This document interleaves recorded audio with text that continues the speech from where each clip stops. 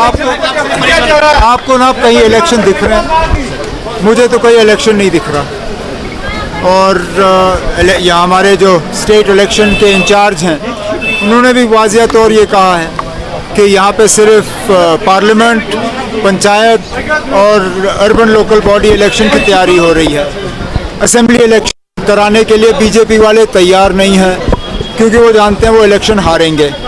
उनकी हिम्मत नहीं है लोगों का सामना करना।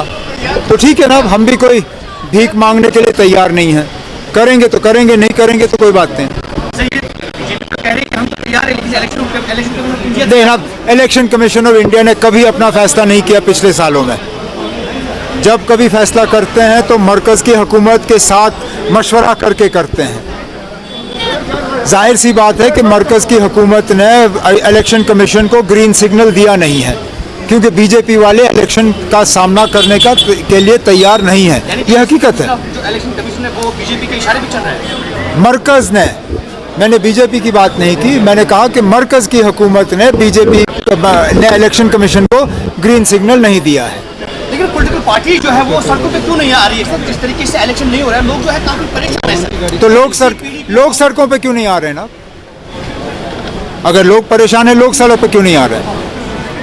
सड़क पे आने से इलेक्शन आपको नहीं मिलेगा।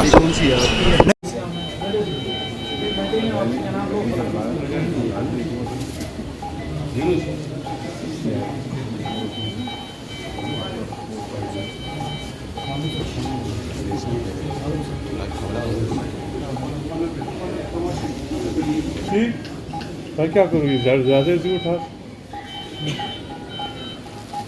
ठीक,